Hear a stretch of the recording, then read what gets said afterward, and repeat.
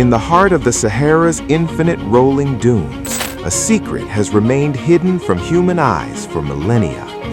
A structure so massive, so perfectly symmetrical, that it can only be truly grasped from the heights of space. Astronauts call it the Eye of the Sahara. To the scientific world, it is the Richat Structure.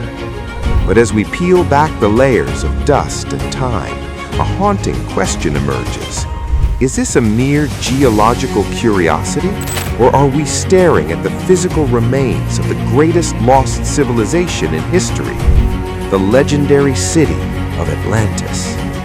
The legend begins over 2,400 years ago with the Greek philosopher Plato.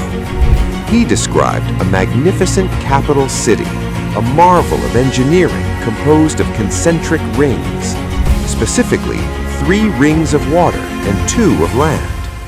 When we observe the Eye of the Sahara from orbit, we see a near-perfect mirror of that ancient description. The symmetry is staggering, precise circular rings matching the very dimensions Plato recorded, stretching approximately 23.5 kilometers across. But the similarities do not stop at architecture. Plato claimed that the first king of Atlantis was named Atlas. In the ancient history of Mauritania, the very land where this eye rests, the legendary first king was also named Atlas. To the north, the massive Atlas Mountains still stand, named after that same king, a connection of names and geography too precise to dismiss as coincidence. For centuries, explorers have searched the depths of the Atlantic Ocean for a sunken city, but perhaps we have been looking in the wrong place. Ancient maps tell a different story. Herodotus, the father of history, placed Atlantis in northwest Africa on a map drawn 2,500 years ago, positioned exactly where the Eye of the Sahara sits today. A second authenticated Roman map, 2,000 years old, annotates the very same region with the name Atlantir. Mainstream science offers a different explanation.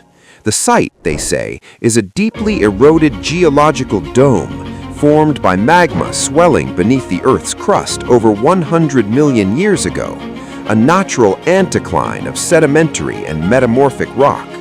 And yet, the ground itself holds evidence that science struggles to fully reconcile.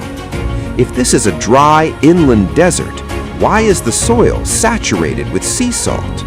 Why do we find non-fossilized whale bones and the remains of ancient sea life buried beneath these sands? These are the signatures of an ocean that retreated far more recently than tens of millions of years ago. The Sahara we see today is a wasteland, but it was not always so. Evidence confirms that during the era of Atlantis, this region was a lush, green tropical paradise. A massive ancient river, the Tamanraset, once flowed from the Atlas Mountains directly through this landscape toward the sea. This verdant empire was said to be rich in exotic fruits and home to vast herds of elephants. Today, ancient cave art in the surrounding region still depicts those very animals, a silent memory of a world that has since vanished. Plato described the center island of Atlantis as having both hot and cold freshwater springs. Remarkably, a scientific study from the late 1990s identified the Richat Structure as a hydrothermal complex, a site defined by the historic presence of hot springs.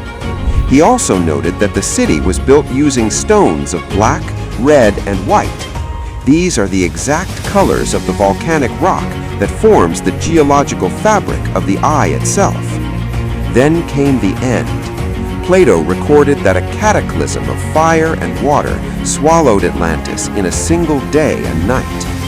Off the coast of Mauritania, researchers have discovered a massive underwater debris field known as the Mauritanian Slide, the remnant of a biblical-scale tsunami that tore through North Africa approximately 11,000 years ago, the exact time frame Plato gave for the destruction of Atlantis.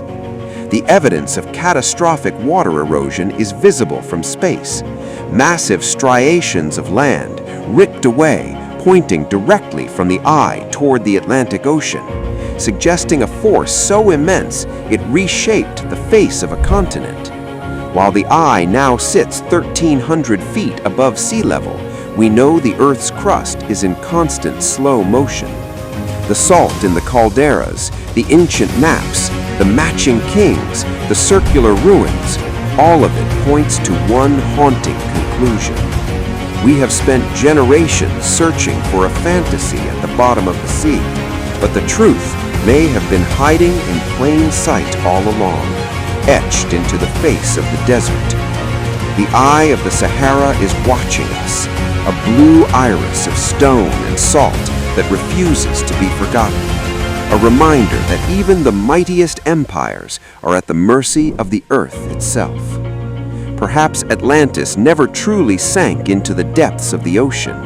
Perhaps it simply waited for us to look up and finally recognize it for what it truly is, a cemetery of a lost world buried in the sand.